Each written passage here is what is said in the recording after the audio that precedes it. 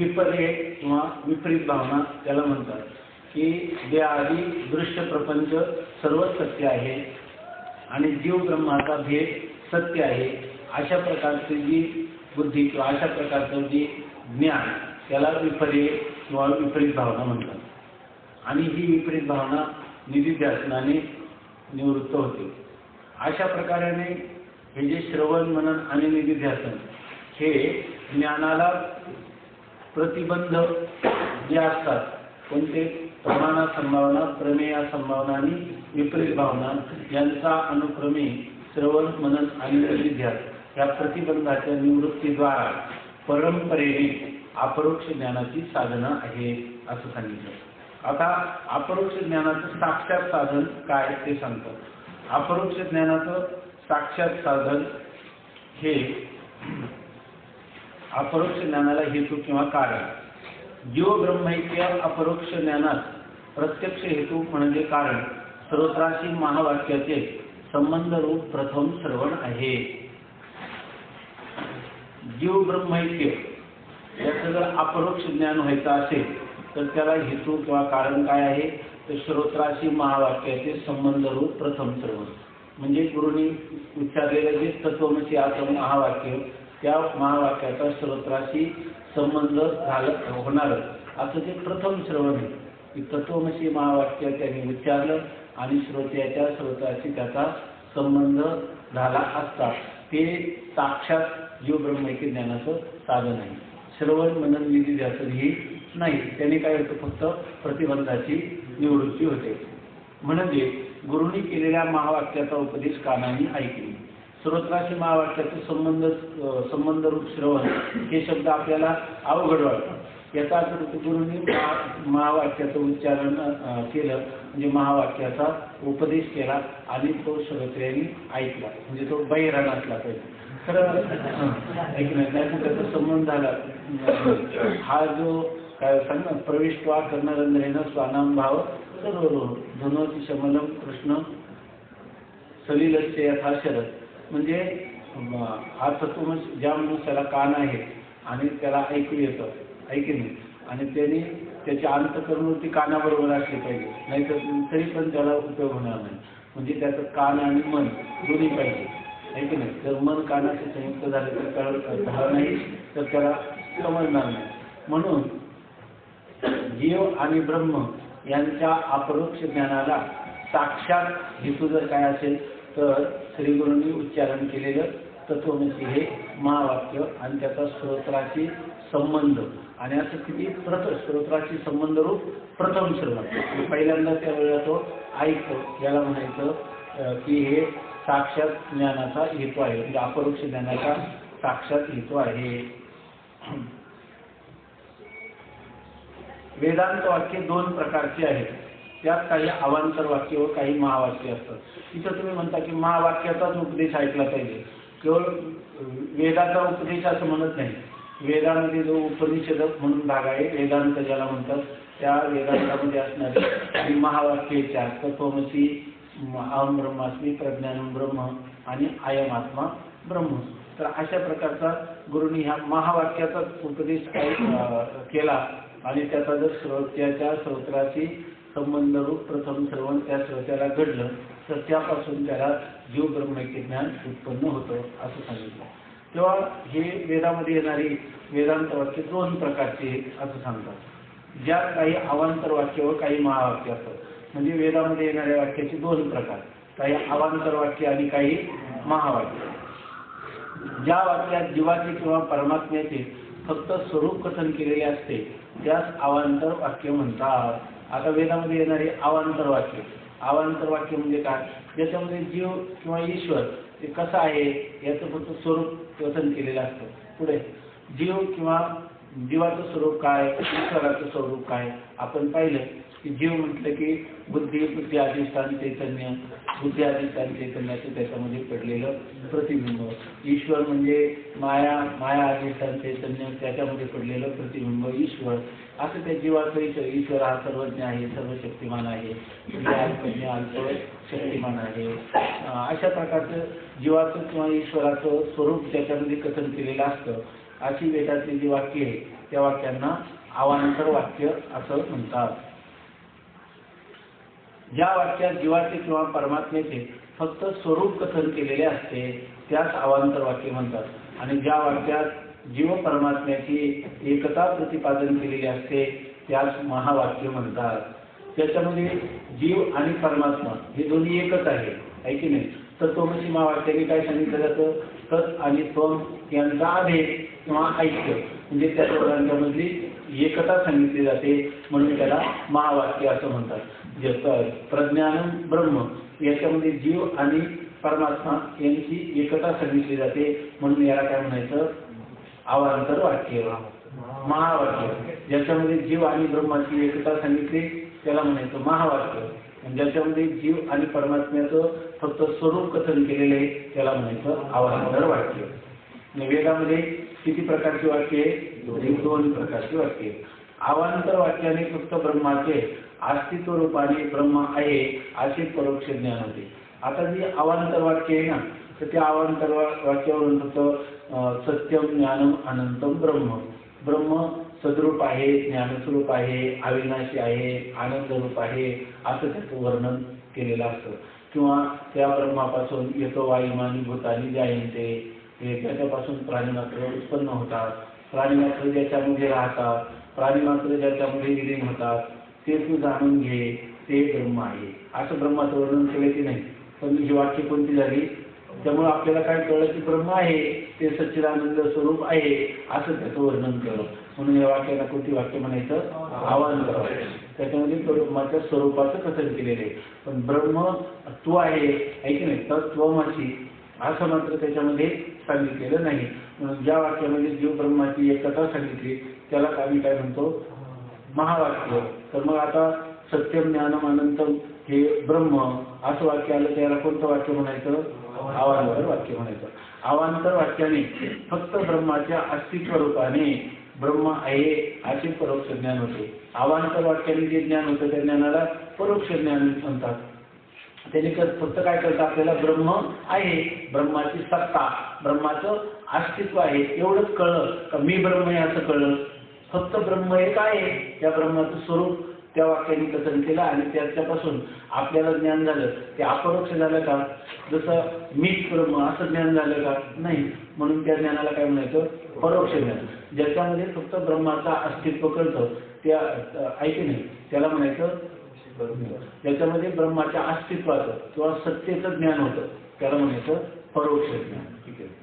आणि तू ब्रह्म आहे असे आचार्यांनी उच्चारण केलेल्या महावाक्याचा श्रोत्याच्या करण्याशी संबंध होता.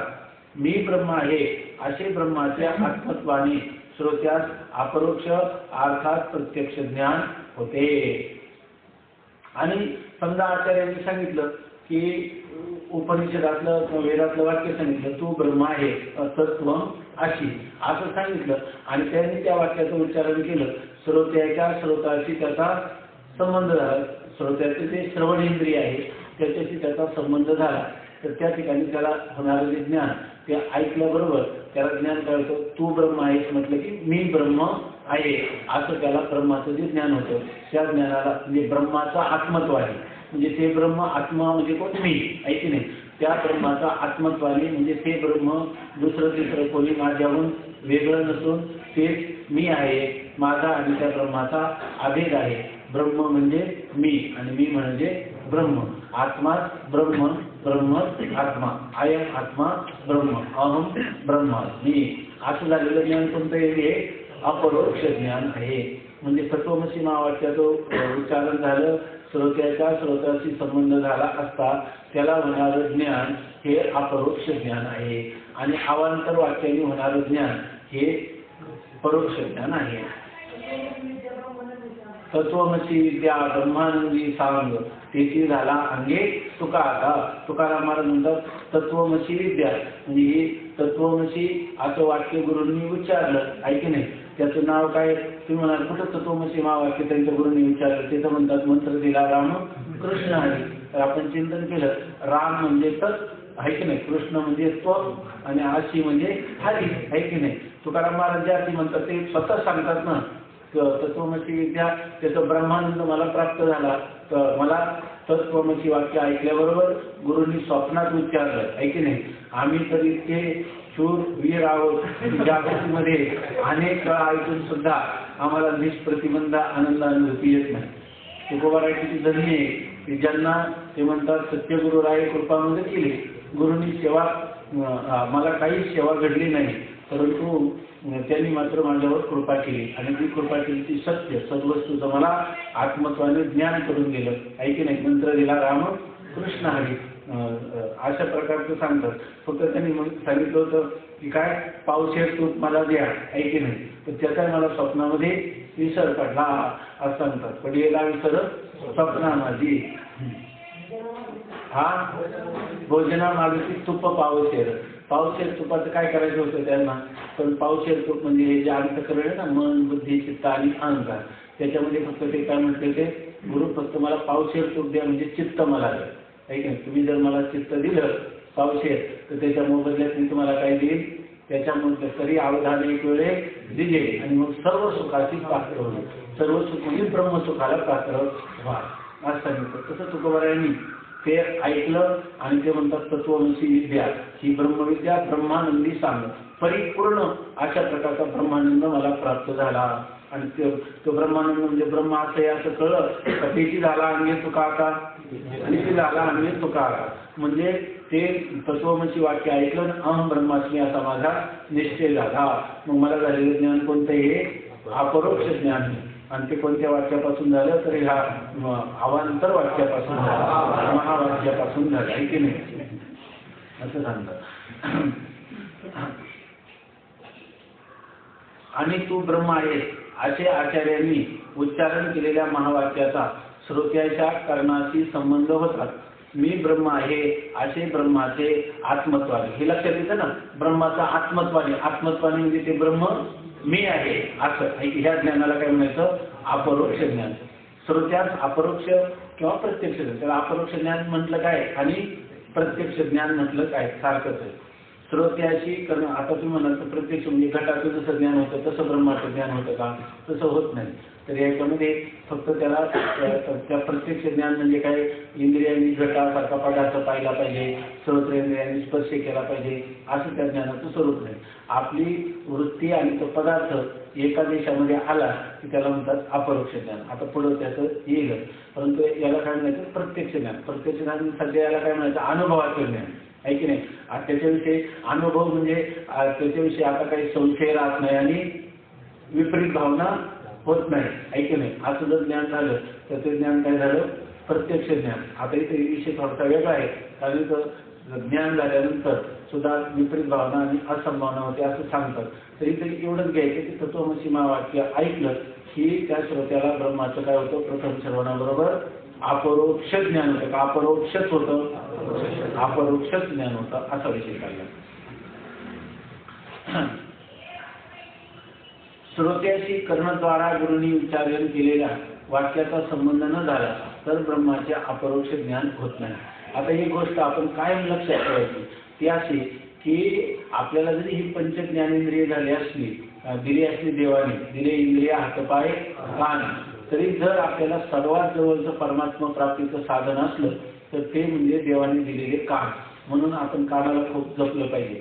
काही वेळेला काही लोकांना कमी ऐकायला येतं, त्यांनी डॉक्टरांना दाखवलं पाहिजे लवकर. आपल्याला आयुष्यभर श्रवण करायचं. आपले डोळे गेले तरी चालेल, आपण पांगळा झाला तरी कोणाच्या मदतीने जाऊ, पण कानच जर नसतील तर काय, म्हणजे कान हे फार महत्वाचं इंद्रिय, त्याची किंमत करता येत नाही.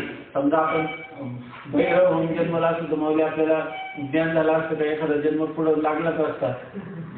नाही सांगा ना. तत्वमसी महावाक्याचा जर स्रोताशी संबंध यायचा असेल तर त्याचं आयुष्य एक आयुष्य त्याचं जाईल कोरं असं, आहे की नाही. त्याला कोण बैरा झालो या जगी, आहे की नाही. त्याला काय डोळ्याने पाहतात कोणतं. आता तुम्हाला उच्चार काय श्रवणाशिवाय तर साक्षात्कार होत नाही, आहे की नाही. तो करणार काय त्याच्यामध्ये.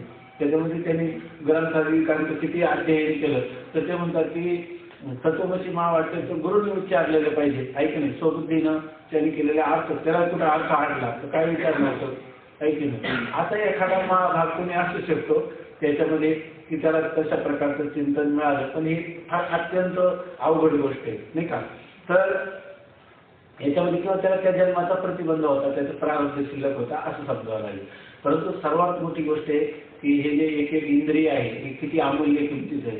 आपल्याला त्याचं काहीच वाटत नाही. दिले इंद्रिय हात पाय कान आपण म्हणतो, फार जाऊन म्हणतो, परंतु ते हाताच्या पूजेसाठी दिले, पायाच्या यात्रेसाठी दिले, याचा आपल्याला केव्हा विसर पडतो हे सुद्धा आपल्या लक्षात येत नाही. तर या ठिकाणी सांगतात की श्रोत्याच्या स्रोत्राशी श्रीगुरूंनी उच्चारण केले. कारण काय येथे म्हणाल की त्याला तत्वमसी महावाक्य वाचलं तर नाही का ज्ञान होणार, आहे की नाही. त्याला व्हायला काय हरकत आहे. परंतु त्याच्या ठिकाणी जे ते जे वाक्य आहे त्या वाक्यापेक्षा जेव्हा ते श्रीगुरूंच्या मुखातून उच्चारण होतं त्याच्यामध्ये अनंत पटीने शक्ती येते. कालच मी एक चांगलं चिंतन वाचलं, मला त्यांनी त्याची चांगली उपपत्ती दिली पण आता आठवत नाही. किंवा श्रीगुरूंच्या द्वाराच हे आलं पाहिजे का तत्वमसी महावाक्य, तर ते म्हणतात श्रीगुरूंच्या द्वाराच आलं पाहिजे. आपल्याला जो मंत्र रामकृष्ण हरी दिला तो काय आपण समाधीवर माळ ठेवून घातलं तर नाही काय चालणार. ते म्हणतात नाही चालणार. तुम्हाला कोणीतरी जिवंत ज्याच्या अंतःकरणात चैतन्याचा संचार आहे असं कोणीतरी व्यवहारिक चैतन्य जे आहे त्यांच्याकडूनच तुम्हाला याचं उपदेश ऐकावं लागेल. कारण त्याच्या अनंत पटीने शक्ती जी आहे त्या मुखातून जेव्हा अधिकारी गुरूंच्या दीक्षेच्या वेळेला तुम्हाला श्रवण करायला मिळतं तेव्हा त्याच्यामध्ये अनंत पटीने शक्ती येते आणि त्या शक्तीमुळे तुमची साधना लवकर घडते. त्यामुळं बरेच लोक म्हणतात की आम्हाला काही आता एक संप्रदाय आहे, अनेक संप्रदाय आहेत, त्यांना निगुरे संप्रदाय, गुरुची काय आवश्यकता नाही, आपण आपल्या बुद्धीनं चिंतन केलं तरी होतं. त्या गौतम बुद्धाची इतकी मोठे तपस्या होती पण ती तपस्या फुकट गेली. त्याला म्हणजे फुकट गेली म्हणजे त्याला खरा शोध लागला नाही याच्यामध्ये. आता ते काय ना कृष्णमूर्ती ते म्हणतात गुरूंची आवश्यकताच नाही, असाच एक संप्रदाय निर्माण झाला. आणि गुरूंची आवश्यकता नाही कोण सांगितलं त्यांना, कृष्णमूर्तीने सांगितले. कृष्णमूर्ती त्यांची गुरुच झाले की नाही. त्याच्यामध्ये कृष्णमूर्ती त्यांची गुरुच झाले. महाराज सांगतात की अरे चोरी करायची असते तरी गुरु लागतो. तर अध्यात्मशास्त्राचे विषय नाही, त्यासाठी घडलेली गोष्ट रामकृष्ण परमहंसांची दिली. ते रामकृष्ण परमहंसांकडे एक त्यांचा श्रीमंत शिष्य गेला. त्याच्या घरात खिशामध्ये पैसे होते. तिथं आश्रमात गेला, त्यांनी खिशात हात घातला तर हात खाली गेला सगळं. त्यामुळे त्याला वाटलं की आता तरी बरेचसे पैसे होते, तो घाबरला एकदम आणि घामाघूम होऊन त्यांच्याजवळ पोहोचला. रामकृष्णाने विचारलं काय झालं, तर त्यांनी सांगितलं काही नाही असं झालं. तेव्हा तिथं दुसरा एक दर्शनार्थी मिशावाला एक दाळ मनुष्य येऊन बसलेला होता. तर त्यांनी सांगितलं माझे पैसे गेले. तर तो त्याच्या हाल पाहिल्यानंतर त्यांनी विचारलं तुमचे पैसे तुम्ही कुठं बसले आणि कुठं उतरले ते सांगा. त्यांनी सांगितलं मी अमुक ठिकाणी बसलो आणि अमुक ठिकाणी उतरलो, एवढ्या काळात पैसे गेले. ते म्हणे तुम्ही चिंता करू नका, उद्या तुमचे पैसे मिळतील म्हणे. तर हे कसं काय, दुसऱ्या दिवशी सकाळी तो मनुष्य आला आणि त्याने त्यांचे पैसे दिले त्याच्यामध्ये. तर ते म्हटले हे पैसे तुम्ही कसे काय दिले, हे चमत्कारच झाला ना, पैसे गेले हे तुम्ही दिले कसे. त्यांनी सांगितलं की मी तुमची कीर्ती ऐकून काल तुमच्या प्रदर्शनाला आलो होतो, पण खरा मी खिसे कापूनचा नेता आहे. त्यामुळं त्या लोकांना सगळं ट्रेनिंग माझ्यापासूनच दिलेले आहे आणि आम्ही इतके प्रामाणिक आहे ते कोणत्या प्रदेशात कोणी खिसे कापायचे हे सुद्धा ठरलेले आहे. आणि जरी लोकांचे खिसे कापत असलो तरी आम्ही एकमेकाचे अप्रामाणिकपणा करत नाही. त्यामुळं त्या भागामध्ये पैसे गेले तर त्या अमुक एक व्यक्तीनंच ते घेतलेले असले पाहिजे म्हणून ते त्याला जाऊन सांगितलं, अरे रामकृष्ण परमहंसांचा तो भक्त आहे तर त्याचे पैसे परत देऊन टाक. त्यांनी माझ्याकडे दिले आणि मी तुम्हाला सही सलामत आणून दिले. स्वामी महाराज म्हणतात की जर खिसे कापूला सुद्धा ट्रेनिंग आहे की नाही, तर जे ब्रह्म जे कोणत्याही इंद्रियाला विषय न होणार तर त्याचं जर आपल्याला ज्ञान करून घ्यायचं असेल तर अर्थातच श्रीगुरूंची जीवनामध्ये अत्यंत आवश्यकता आहे. बरेच लोकांचा असं एक समज असतो. तर ह्या ज्या गोष्टी आहे अध्यात्मातल्या ह्या गोष्टीसाठी काही जिवंतच मनुष्य आपल्या जिवंतच असं कोणीतरी सर्वप्रिय ब्रह्मनिष्ठ उदार असं व्यक्तिमत्व आपल्या जीवनात आलं तरच आपल्याला ह्याच्यामध्ये प्रगती होते आणि ती आपल्या प्रयत्नापेक्षा जास्त त्याला बल किंवा साह्य या ठिकाणी मिळतं. म्हणून सांगतात की श्रोत्याशी कर्णद्वारा गुरुने उच्चारण केलेल्या वाक्याचा संबंध न झाला तर ब्रह्माचे अपरोक्ष ज्ञान होत नाही. म्हणजे जर श्रीगुरूंनी उच्चारण केलेले शब्द ते कर्णद्वारा जर त्याचा त्या शब्दांचा संबंध झाला नाही तर त्याला ब्रह्माचं आत्मत्वाने ज्ञान होत नाही, म्हणजे अपरोक्ष ज्ञान होत नाही. तत्वमसी महावाक्याचं उच्चारण हे ऐकलंच पाहिजे, त्याशिवाय ज्ञान होणार नाही. पंचदशीमध्ये विषय आला पहिल्या प्रकरणामध्ये त्यांनी पुष्कळ 30 छेदापासून आत्मा वेगळा केला, जागृती स्वप्न सुषुप्ती अवस्थापासून आत्मा वेगळा आहे, तो सर्वांचा साक्षी एकरूप आहे, वेगळा काढला. वेगळा काढलेला आत्मा ब्रह्मरूप कसा होईल? श्रुत्यं तेषु उपदिश्यते, बरोबर ना मग? जर श्रुती तुम्हाला आत्मा जरी स्वप्रयत्नाने या देहादेकापासून मी वेगळा आहे तर मी परिच्छिन्न आहे का व्यापक आहे की नाही? तो आत्माच ब्रह्म आहे ही त्याची परिच्छिन्नतेची भ्रांती आणि ब्रह्म त्याला कायम परोक्षच वाटेल, वेगळंच आहे काही, तर ते सुद्धा माझ्यापासून भिन्न नाही. म्हणजे ब्रह्माचा आणि माझा अभेद आहे. ही भेदभ्रांती जर घालवायची असेल आणि अभेद निश्चय करायचा असेल तर या ठिकाणी केवळ श्रुती प्रमाण आहे, माहिती नाही. गुरुने उच्चारलेले जे तत्वमसी महावाक्य तेच या ठिकाणी प्रमाणे त्याच्यापासून तुम्हाला ब्रह्माचं आत्मत्वाने ज्ञान होण्याचं दुसरं कोणतंही साधन नाही. फार तर्काने तुम्ही काय करू शकता? देहाधिकावून आत्मा भिन्न करू शकता, पण भिन्न केलेल्या आत्म्याचं नेमकं स्वरूप काय आहे तर ते स्वरूप आहे व्यापक ब्रह्म. ते तुम्हाला उपनिषदाने सांगितलं तरच कळेल आणि त्या उपनिषदाचं अभिप्राय जाणणारे त्याची अनुभूती घेणारे असे जर श्रीगुरु जीवनात आले आणि त्यांनी तत्वमसी महावाक्य सांगितलं तर आपल्याला काय होईल? तत्वमसी महावाक्यापासून मी ब्रह्म आहे असं अपरोक्ष ज्ञान होईल.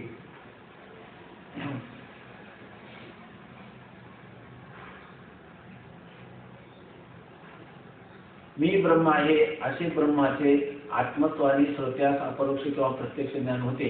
श्रोत्याशी कर्णद्वारा गुरुनी उच्चारण केलेल्या वाक्याचा संबंध न झाला तर ब्रह्माचे अपरोक्ष ज्ञान होत नाही. यावरून श्रोत्र संबंधी महावाक्य अपरोक्ष ज्ञानास हेतू आहे. श्रोत्राशी संबंध होणारे जे महावाक्य तेच अपरोक्ष ज्ञानाला हेतू आहे आणि श्रोत्याशी अवांतर वाक्याचे श्रवण परोक्ष ज्ञानास हेतू आहे. आणि जर त्या ठिकाणी त्याला सत्शास्त्राचं श्रवण गुरूंनी करवलं आणि त्याच्या अवांतर वाक्याद्वारा ब्रह्माचं स्वरूप कथन केलं तर त्यापासून त्याला परोक्ष ज्ञान होईल. यावरून अपरोक्ष ज्ञानास महावाक्यच हेतू आहे हे सिद्ध झाले. ह्या परिच्छेदाचं नाव आहे अपरोक्ष ज्ञानास हेतू. याच्यातून निष्पन्न काय झालं? अपरोक्ष ज्ञानाला हेतू काय आहे? महावाक्य, ऐक नाही. इथं म्हणजे याचा अर्थ काय? अपरोक्ष ज्ञानाला हेतू महावाक्य. महावाक्य वेदामध्ये लिहिलेलं नाही का? लिहिलेले. मग अपरोक्ष ज्ञानाला हेतू महावाक्य आता वेदामध्ये आहेच आहे, ऐकी नाही. वेद कसा आहे? अनादी, ऐकी नाही, बरोबर आहे की नाही? मी काय म्हणतो लक्षात आलं ना? मग आता जर अपरोक्ष ज्ञानाला हेतू महावाक्य तर वेदामध्ये ते आहे ते, मग आपल्याला सगळ्यांना काय व्हायला पाहिजे? अपरोक्ष ज्ञान व्हायला पाहिजे. होतच, ऐकी नाही तर नाही होत? नाही होत. का नाही होत? तर गुरुने त्या तत्वमसी महावाक्याचं उच्चारण केलं पाहिजे आणि श्रोत्याच्या स्रोताशी त्याचा संबंध झाला पाहिजे. मग ते काय होतं? अपरोक्ष ज्ञानाला हेतू किंवा कारण होतं. कंटाळवाणं वाटत नाही, कारण तुम्हाला आधीच माहित आहे, त्या आता झालेलं अगोदरच माहित आहे, ते काही माहित नाही असं नाही. पण आता क्रमात येतात थोडं थोडं आपण घेतो. महावाक्यापासून उत्पन्न होणाऱ्या अपरोक्ष ज्ञानाविषयी शंका. आता हे आपण विधान ऐकलं की अपरोक्ष ज्ञानाला हेतू कोण आहे? महावाक्य, आहे की नाही? आणि अवांतर वाक्य ही परोक्ष ज्ञानाला हेतू आहे असं जेव्हा ग्रंथकर्त्यांनी चिंतन सांगितलं तेव्हा आपल्या मनात शंका आली आणि शंका येणं साहजिकच आहे. बरं आपल्या मनात नसली आली तर याने घेतली आहे की नाही, याने घेतली. अहो जर महावाक्याने अपरोक्ष ज्ञान होते असे मानले तर ज्ञानोत्पत्तीविषयी श्रवणाधिक हेतू आहे म्हणून शास्त्राने सांगितले ते व्यर्थ होईल. आता ते म्हणतात केवळ महावाक्याचं उच्चारण केलं की त्यानेच अपरोक्ष ज्ञान होतं. पाठीमागं तर तुम्ही काय सांगितलं की जीव ब्रह्मैक्य ज्ञानाची साधन आणि सुरुवात कुठून केली, कर्म उपासना आहे की नाही, विवेक वैराग्य समाधी शतकानी मुमुक्षुत्व श्रवण मनन आणि निधिध्यासन एवढी साधनं सांगितली आणि त्याच्यातही सांगितले की ही एकापेक्षा एक काय अंतरंग साधना आहे असं सांगितलं तत्वपदार्थ शोधन करेल. आणि आता काय म्हणतात की फक्त तत्वमसी महावाक्याने काय होतं, अपरोक्ष ज्ञान होतं. मग श्रवणाधिकांची काय आवश्यकता आहे, बरोबर ना. मग श्रवण मनन यांना निरर्थक येईल की नाही. प्रत्येकाने यावर तत्वमसी महावाक्य ऐकलं आणि जर तुम्हाला अपरोक्ष आणि अपरोक्ष ज्ञान होत असेल तर त्या ठिकाणी श्रवण मननाधिकांची आवश्यकता राहत नाही. आणि वेदामध्ये तर हे जे सांगितले आहे त्या वेदविधानाला विरोधीत्व येणं चांगलं आहे का, श्रवण मननाला निरर्थकत्व येणं चांगलं आहे का, चांगलं नाही. तेव्हा तुम्ही जे म्हणता तर याच्यामध्ये चुकीची दुरुस्ती करावी काही. कधी कधी कायद्यामध्ये जशी दुरुस्ती करतात तसं तुम्ही केलेलं जे विधान आहे, तुम्ही केलेला जो सिद्धांत आहे त्या सिद्धांतामध्ये बदल करावा असं या पूर्व पक्षाला किंवा शिष्याला वाटतं. खरं तरी तर हा जो संवाद आहे जरी आपल्याला कुठं कुठं जाणवत असलं की हे बराच विरोध करतात पण त्या शिष्याच्या जवळ अंतःकरणामध्ये ज्या शंका उपस्थित होतात तो नम्रपणाने हे तिघही शरण आलेले आहेत ना. आता पुढे येईल तुम्हाला विषय, तर हे शरण आलेले आहेत त्यामुळं त्यांनी गुरुभावाने विचारलेले हे प्रश्न आहेत. आता चौथ्या तरंगापासून हा विषय येईल पण खरं सगळ्याच ठिकाणी हा गुरु शिष्य सत्पद जो आला तद्विधी प्रणिपातेनं परिप्रश्नेनं शिवाय त्याच्यामध्ये परिप्रश्न म्हणून हा शिष्य त्यांना विचारू शकतो. ऐक नाही मनात आली शंका तर दाबून काय उपयोग. मग आता वांती एखाद्या मनुष्याला मळमळ होते मग आपण त्याला काय म्हणतो वांती होऊन जाऊ द्या म्हणजे तुम्हाला बरं वाटेल. आणि जर त्याला म्हटलं की करू नका, काही लोक बघा आपण एसटी मध्ये चालत असतो प्रवास करीत असतो आणि मळमळ व्हायला सुरुवात होते आपल्याला वाटतं की शेजाऱ्याला त्रास नको म्हणून आपण तसंच त्याचं कंट्रोल करतो आहे की नाही, संयम करतो. आणि होतं काय ज्यावेळेला एकदम उमाळा येतो त्यावेळेला ती वांती झाल्याशिवाय राहत नाही. तसं माणसाची शंका आली ना ती मनात ठेवू नये, ती तत्काळ कोणाला सांगण्यापेक्षा कुठं बाकीचे लोक हसतील काही करतील. गुरु हे त्यावेळेला असतात आणि त्यांना आपल्या बुद्धीची जी क्षमता आहे ती माहीत असते म्हणून त्यांच्याशी बसून विचार करायला हरकत नाही.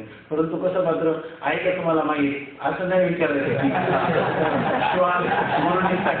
किंवा सांगितल्यानंतर म्हणायचं की तुमचं बरोबर आहे बरं का, तुमचं बरोबर आहे पण असं नाही. म्हणजे त्यांची खोली पाहण्यासाठी नाही आपली तळमळ आहे ती म्हणजे त्यांना यथाशक्ती यथामती ते निरूपण करतात. नसलं तर देव कुठूनही आपली पूर्तता करतो, दुसरा एखादा महापुरुष आपल्या जीवनात येतो पण त्यांचा अनादर अवमान न करता उलट काही सेवाभावाने नम्रतेने त्यांनी आपले ज्ञान संपादन करावं.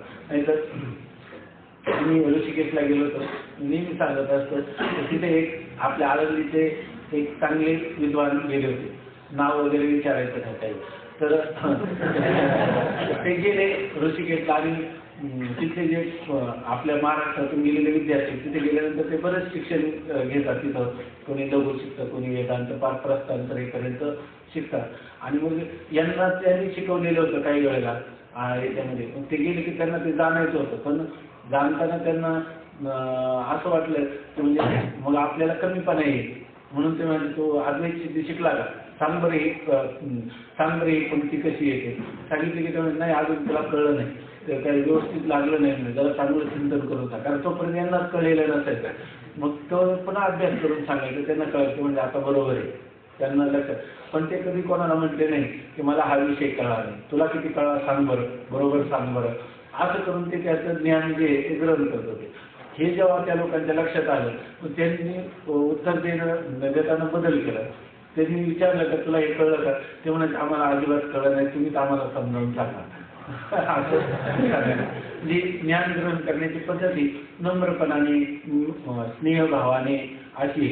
तर त्याच्यामध्ये हा जो शिष्य आहे तो शंका करतो, किंवा हा एक नम्रता प्राप्त असा साधक शंका करतो. तो असं म्हणतो, अहो जर महावाक्यानेच अपरोक्ष ज्ञान होते असे मानले तर ज्ञानोत्पत्तीविषयी श्रवणाधिक हेतू आहेत, म्हणून जे शास्त्राने सांगितले ते व्यर्थ होईल. शास्त्राने सांगितलं तर श्रवणाधिक हेतू आहे, आणि तुम्ही काय म्हणता तर तोमसी महावाक्याचं उच्चारण त्याचा श्रोत्याच्या स्रोताशी प्रथम संबंध झाल्याबरोबर तुम्हाला काय होतं, लगेच अपरोक्ष ज्ञान होतं. श्रवणाधिकांना व्यर्थत्व येईल की नाही? येईल. आता श्रवण मनन निधिध्यासनाचा असंभावनादी निवृत्तीमध्ये उपयोग आहे, म्हणून व्यर्थत्व नाही असे वर तुम्ही सांगितले आहे खरे. तथापि कोणत्याही वस्तूचे अपरोक्ष ज्ञान झाल्यानंतर त्याविषयी असंभावना व विपरीत भावना संभवतच नाही. आता आपल्या लक्षात आलं असेल, काल आपण पाहिलं की जरी आपल्याला जीव आणि ब्रह्मैक्य ज्ञान उत्पन्न झालं, बरोबर ना, झालं, तरी सुद्धा जर आपल्या ठिकाणी असंभावना आणि विपरीत भावना असतील तर श्रवण मननाची गरज आहे की नाही? आपल्या ठिकाणी जर प्रमाण आपण तत्वमसी महावाक्य ऐकलं, जीव ब्रह्मैक्य ज्ञान उत्पन्न झालं, त्यांच्या ठिकाणी साक्षात साधन होतोय का परंपरेनं साधन होतोय? साक्षात साधन होतो कशात आहे? तत्व पदार्थ शोधन आहे की नाही? मग त्या श्रवण मननाचा काय उपयोग आहे का त्याच्यामध्ये? जर तुम्हाला जीव ब्रह्मैक्य ज्ञान उत्पन्न झालं, जीव ब्रह्मैक्य ज्ञानाचं फल काय आहे? अव्यवहित उत्तर क्षण, म्हणजे लगेच पुढच्या क्षणामध्ये, जेवढा क्षण झाला तुम्हाला जीव ब्रह्मैक्य ज्ञान, पुढच्या येणाऱ्या क्षणात काय पाहिजे? आधी आनंद रे, आधी आनंद रे. आणि होत नसेल तर याचा अर्थ काहीतरी प्रतिबंध आहे, आणि तो प्रतिबंध कोणता आहे?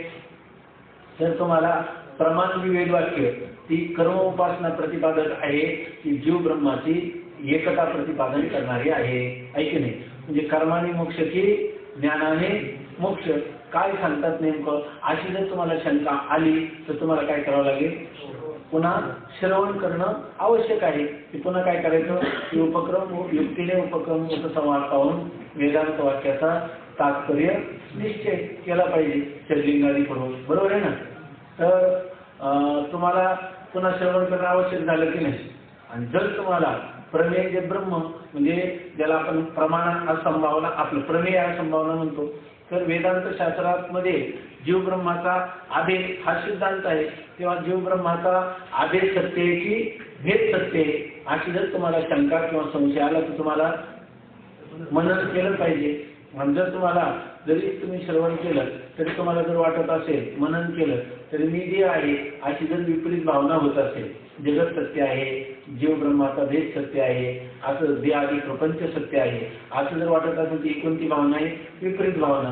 त्यासाठी तुम्हाला काय करावं लागेल? अनात्माकार वृत्तीचा परित्याग करून आत्माकार वृत्तीचा, आत्माकार अंतकर्म वृत्तीची स्थिती करावी लागेल, अर्थात निधिध्यासन करावं लागेल. तेव्हा ते म्हणतात याला अभिव्यक्ती पर्याय म्हणतात. म्हणजे पुढचा मनुष्य काय उत्तर देणार आहे तर ते उत्तर हे आपणच सांगायचं, मग पुन्हा शंका करायचं. म्हणजे आपल्या शंकेवर तो काय उत्तर देऊ शकतो याचं हे सुद्धा कोणी प्रतिपादन करायचं, आपणच करायचं, आणि पुन्हा आपली शंका मांडायची. ऐकून याला काय म्हणतात? अभिव्यक्ती पर्याय.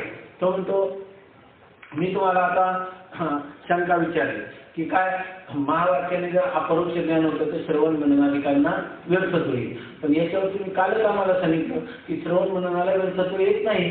श्रवण जर तुम्ही तत्वमसी महावाक्य ऐकलं, तुम्हाला अपरोक्ष ज्ञान झालं, जीव ब्रह्मैक्य ज्ञान झालं, पण जर तुम्हाला आनंद झाला नाही, निष्प्रतिबंध आनंदाचं अनुभूती झाली नाही, तर याचा अर्थ तुमच्या अंतःकरणामध्ये प्रमाणा संभावना, प्रमेय संभावना किंवा विपरीत भावना राहिली. तर मग राहिली तर श्रवण वगैरे केलं पाहिजे असं आम्ही सांगितलंच की नाही? म्हणजे प्रतिबंध निवृत्तीची साधनं म्हणून सांगितलीच की नाही? प्रतिबंध निवृत्तीसाठी त्याचा उपयोग आहे, त्याचे निरर्थक आहे, निरर्थक म्हणता येणार नाही, असं कदाचित तुम्ही आम्हाला उत्तर द्या. लक्षात आलं ना? काही वेगाने होतं किंवा विषय लक्षात येत नाही असं काही नाही ना?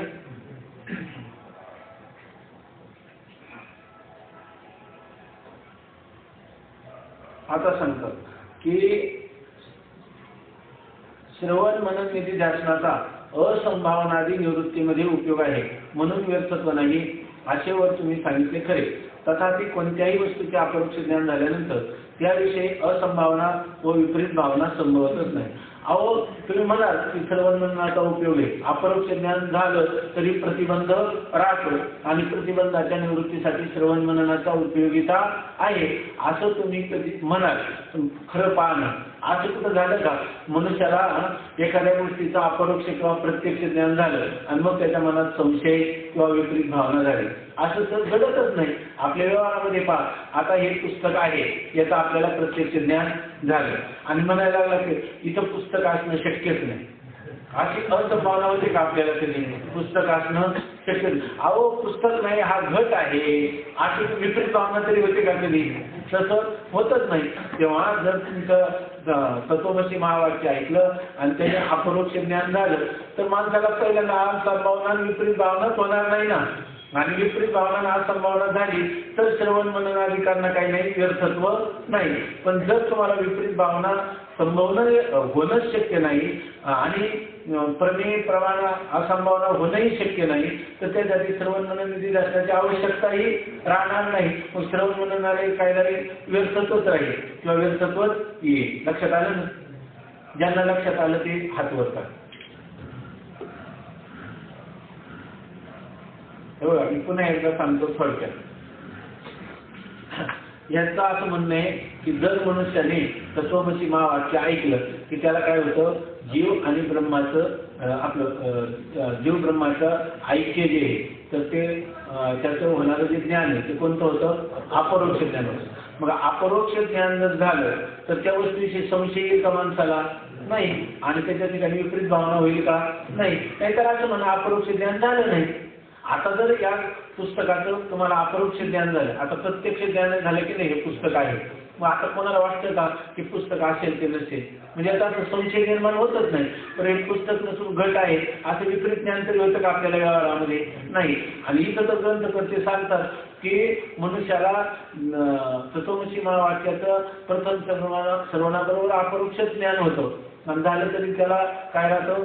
संशय आणि विपर्य राहू शकतो. आणि राहिला तर श्रवण मनन करायचं. आता तुम्ही म्हणाल त्याला एखाद्याला असाही असू शकतो की त्याला प्रतिबंध नसला तर त्याला काय होणार नाही? संशय आणि विपर्य येणारच नाही. मग अशा वेळेला त्या शास्त्राला व्यर्थत्व येईल का? नाही. आलं तर शास्त्र काय म्हणतं? चांगलीच गोष्ट का त्याला तेच सांगायचे, जीव आणि ब्रह्माचं ऐक्यच करून द्यायचं ना आणि ते संशय आणि विपर्य एकच करायचं. जर तुम्हाला संशय आणि विपर्य निर्माण झालाच नाही तर ते काय म्हणतात? मला जरी व्यर्थत्व आलं तर ते काय आहे? अनुकूलच आहे. ऐक नाही. मुलगा काय म्हटला की 3 वेळा नापास झाला आणि म्हटलं की मी आता ह्या वेळेला पास होणार. दुसरा एक काहीतरी दृष्टांत महाराज सांगायचे माझ्याकडे लक्षात नाही. तर आजच्या वेळेला त्या वडिलांची आणि मुलाची पैस पडली. ऐकी नाही. तो मुलगा म्हटला, ते म्हणले 3 वेळा तू नापास झाला, तू आता गुराकडे जा, म्हशीवर तू आता पुन्हा या शाळेच्या भानगडीत पडू नको. त्याने सांगितलं बाबा मला एक संधी द्या, मी आता ह्या वेळेला निश्चित पास होईल. मग त्या वडिलांची 100 रुपयाची पैस पडली. कर्मधर्म सगळेवाडी मुलगा पास झाला. आहे की नाही? मुलगा पास झाला. आता वडील जिंकले का मुलगा जिंकला? हा, वडील जिंकले, कारण वडिलांना तेच पाहिजे होतं. तसं जर तुम्ही म्हटले की तत्वमसी महावाक्य ऐकून आम्हाला संशय विपर्य राहिला नाही तर शास्त्राला काय पाहिजे? तेच पाहिजे. शास्त्राला आपले शास्त्राला म्हणायचे नाही की काय गुरु तुमच्याजवळ गेले आणि 12 वर्ष भांडी घासल्याशिवाय ज्ञान होत नाही. गुरुंना काय करायचं? तुम्हाला ज्ञान झालं तर 12 वर्ष कशाला भांडी घासायला लावायची? ऐकी नाही. 12 वर्ष भांडी घासून सुद्धा काय पाहिजे? अपरोक्ष ज्ञानच पाहिजे. तसं शास्त्राने सांगितलं आणि गुरुने उच्चारण केलं, त्या वाक्याने तुम्हाला अपरोक्ष ज्ञान झालं, तुम्हाला संशय विपर्य राहिला नाही तर चांगलीच गोष्ट आहे. पण जर समजा तुम्हाला संशय विपर्य राहिला तर मग संशयाधिकार आपलं श्रवणाधिकांना सार्थकत्व आहे की नाही? का ते व्यर्थ आहे? पूर्ण व्यर्थ नाही. मग उलट तुम्ही जर त्यांना श्रवणाधिकांना सार्थकत्व कधी येईल? जर तुम्हाला प्रतिबंध असतील तर.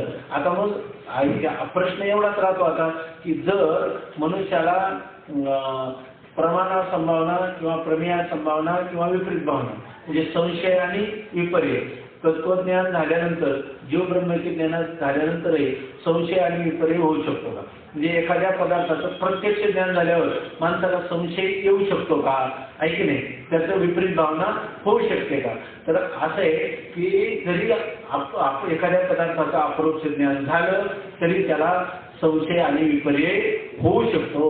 कसा होऊ शकतो ते तुम्हाला उदाहरणाने सांगणार आहे आता याच्यानंतर. आता सांगितलेला विषय साधारणपणे कोणाच्या लक्षात आला तेवढे हात वर करा. आता मी 10 वेळा सांगितलं तर हेच सांगणार आहे पुन्हा, वेगळं काही सांगणार असं नाही. ठीक आहे. आता सांगा, तथापि कोणत्याही वस्तूचे अपरोक्ष ज्ञान झाल्यानंतर असंभावना व विपरीत भावना संभवतच नाही हे पूर्वपक्ष म्हणतो, ऐके नाही. म्हणून श्रवणाधिकांच्या ठाई व्यर्थत्व दोष कायम राहतो, तो राहतो. काही जरी झालं तर गुरुजी श्रवणाधिकांना व्यर्थत्वच राहणार. कारण तुम्ही काय म्हणता अपरोक्ष ज्ञान होतं. एक तर अपरोक्ष ज्ञान होतं असं म्हणू नका, आणि अपरोक्ष ज्ञान झालं तर संशय आणि विपर्य होतच नाही. याचा अर्थ काय, संशय विपर्य होतच नाही तर त्यांच्या निवर्तक श्रवण मननाधिकारी गरज आहे का? नाही. श्रवण मननाधिकाला काय आलं, व्यर्थत्व आलं, ते आलं. व्यर्थत्व हा दोष त्या ठिकाणी राहतो, तो राहतो.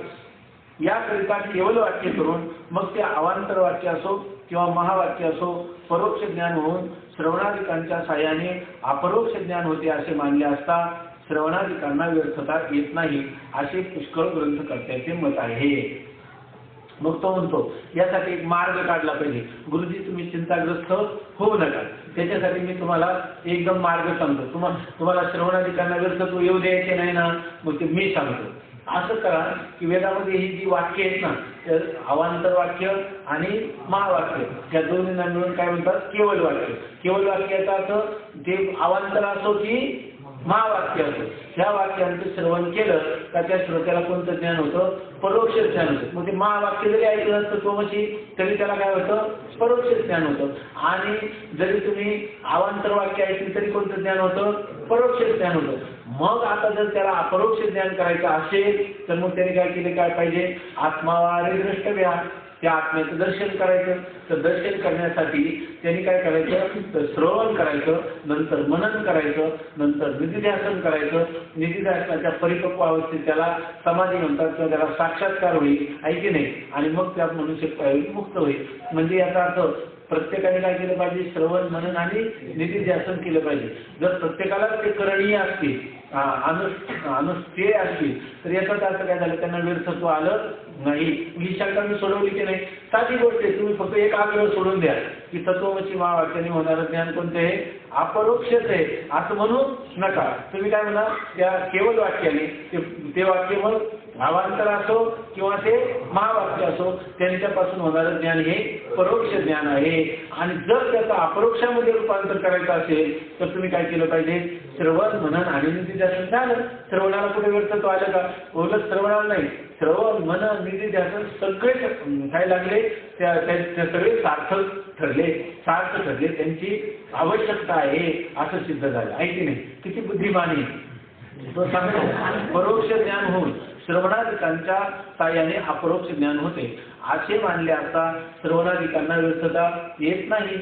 बरं, हे मीच म्हणतो असं नाही, पुष्कळ ग्रंथकर्त्यांनी हा पक्ष स्वीकारलेला आहे. मला वाटतं ही गोष्ट ठीक आहे. मग आता काय घ्यायचं, तुम्ही याच्यासाठी श्रवणाधिकांना सार्थकत्वच आणायचं असलं, एक तुमच्या म्हणण्याप्रमाणे घेतलं त्यांना व्यर्थता येते. आता सार्थकता येणं हे उचित आहे, तुम्हाला अपेक्षित आहे, तुम्हाला अभिप्रेत आहे. याचा अर्थ काय केलं पाहिजे, मग केवळ वाक्यापासून म्हणजे महावाक्य असो किंवा अवांतर वाक्य असो त्यापासून होणारं ज्ञान हे परोक्ष ज्ञान होतं. आणि त्याच्यापासून पुढे अपरोक्ष ज्ञान होण्यासाठी श्रवण मनन निधिध्यासन याची आवश्यकता आहे. असं एकदा ठरलं म्हणजे श्रवण मनन निधिध्यासनाला काही व्यर्थत्व येत नाही. आणि हे केवळ मीच म्हणतो असं नाही, तर पुष्कळ ग्रंथकर्त्यांचे मत आहे असं सांगतात. आता सिद्धांताला काय, सिद्धांत पक्षाला काय आली जबाबदारी की महावाक्य श्रवणापासून अपरोक्ष ज्ञान होतं हेही सिद्ध झालं पाहिजे आणि श्रवणाधिकांना सार्थकता देखील आली पाहिजे. अशा रीतीनं त्यांना त्याची काही मांडणी किंवा त्याची प्रक्रिया मांडावी लागेल, ती पुढं मांडतात. जर तुम्ही उद्या वाचून आलं तर हे जरी मोठा परिच्छेद असला तर पटकन होईल. पुंडली कवरदा श्री महाराज